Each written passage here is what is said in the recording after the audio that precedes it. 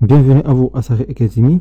Dans cette séance, on va présenter des applications du condensateur, à savoir le circuit RC. Dans cette séance, on va étudier le circuit RC dans le cas de la charge du condensateur. Donc, cas, charge du condensateur.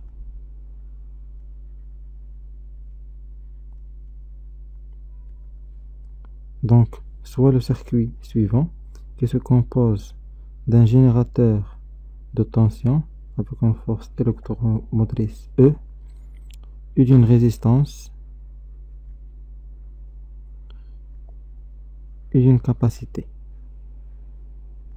Donc, la résistance R parcourue par un courant I de T, une capacité C, la tension à ces bornes est I du T. La première question consiste à déterminer l'équation différentielle que vérifie le circuit.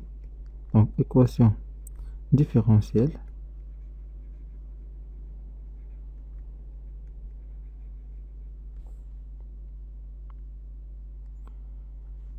Donc, on applique la loi de Mail au circuit suivant. On a E est égal à UR plus UC. On remplace UR par la loi d'Ohm est égal à RI plus UC de T. Donc, on sait que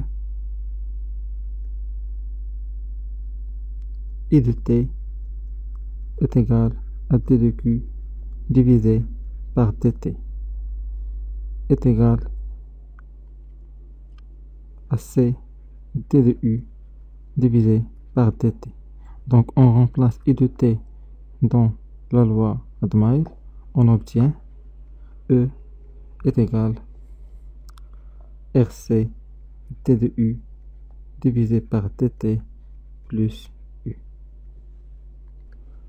Ceci implique que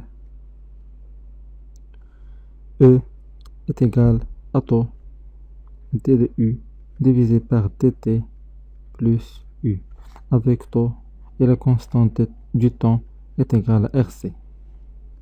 Donc, on a bien déterminé l'équation différentielle en fonction de la tension. Donc, c'est clair. On passe alors à la deuxième question qui consiste à tracer l'allure de la tension aux bornes du condensateur. Donc, pour cela, on doit résoudre l'équation différentielle. Donc, commençons par la solution de l'équation homogène, c'est-à-dire son second nombre.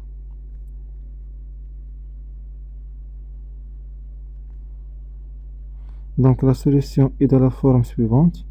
U de 1 est égal à A exponentielle alpha t. On remplace U1 dans l'équation différentielle homogène. On trouve U1 plus taux D de U1 divisé par dt est égal à 0. Donc, on remplace U1 donc est égal à exponentielle alpha t plus taux, la dérivée de A exponentielle alpha t est égal à 0. Donc, ceci est équivalent à A exponentielle alpha t plus taux. A est une constante, on peut la faire sortir. La dérivée de exponentielle alpha t est égale à alpha exponentielle alpha t est égal à 0. On fait passer à l'autre côté, on obtient alpha exponentielle alpha t est égal à moins taux A alpha exponentielle alpha t. Donc on peut simplifier. On trouve que alpha est égal à moins 1 sur tau. Donc on a bien déterminé la constante alpha. On passe alors à la solution particulière. Donc solution particulière.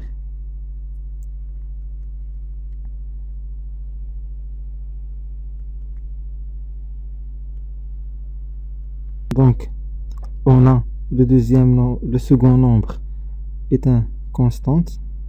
Donc U2 est une constante. Donc on remplace U2 de la même façon que U1 dans l'équation différentielle.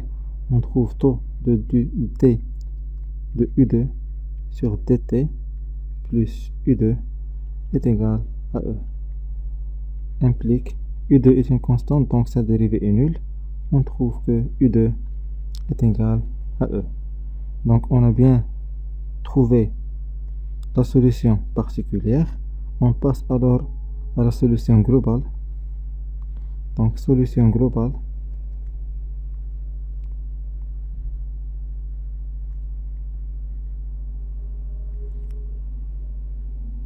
De l'équation différentielle, donc est égal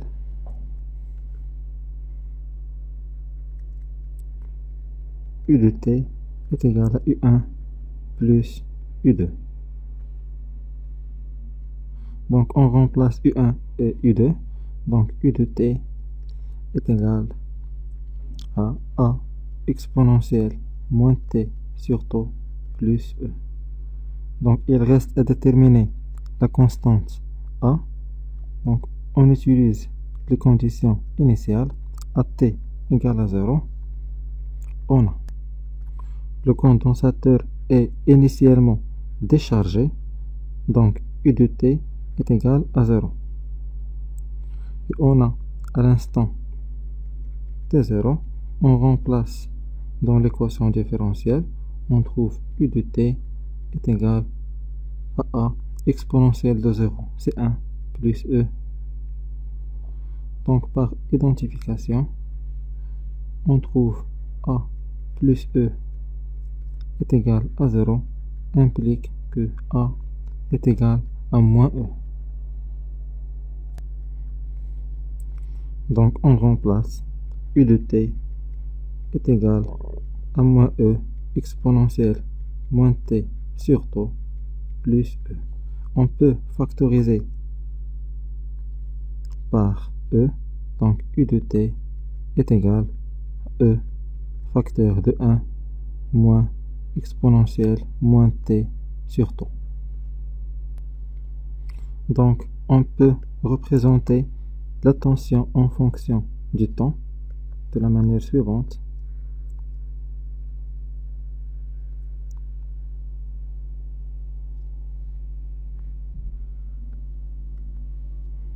Donc on représente la tension en fonction du temps. Donc la forme de l'équation est la suivante.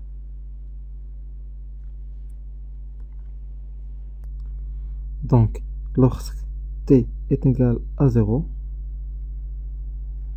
on a exponentielle de 0 c'est 1, 1 moins 1 c'est 0, donc la tension est égale à 0. Lorsque t tend vers l'infini, on a exponentielle moins l'infini c'est 0, la tension tend vers E. On trace alors la constante du temps. Pour cela, on trace la tangente qui se croise avec la droite horizontale E. Et on fait la projection sur l'axe des abscisses. On trouve la constante du temps τ. La constante du temps τ est égale à RC. Elle permet de caractériser la vitesse de charge du condensateur. Plus il est faible, plus le condensateur se charge plus vite. Donc c'est clair. On passe alors à la dernière question qui consiste à tracer l'allure du courant. Donc allure du courant qui traverse le condensateur. on a bien trouvé U de t est égal à E, facteur de 1 moins exponentielle moins t sur τ. Et on sait bien que I de t est égal à C d de U divisé par dt. Donc, on remplace U par cette expression est égal à C facteur de la dérivée sur dt de E moins E exponentielle moins t sur τ.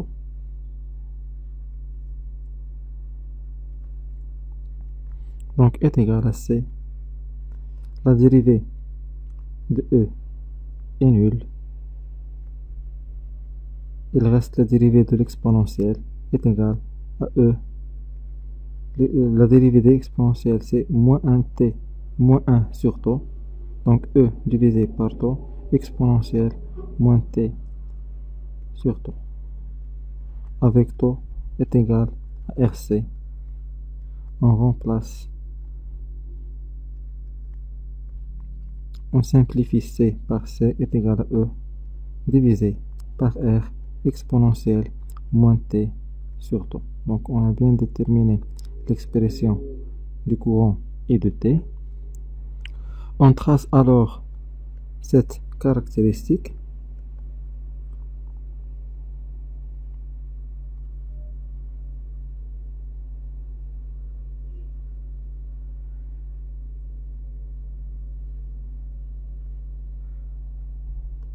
Donc on trace le courant I en fonction du temps. Donc cette expression est de la forme suivante. Donc lorsque t est égal à 0, on a l'intensité, on remplace exponentielle de 0 c'est 1 est égal à E divisé par R. Et lorsque t tend vers plus l'infini, exponentielle de moins l'infini c'est 0, donc le courant tend vers 0. On trace alors la constante du temps τ.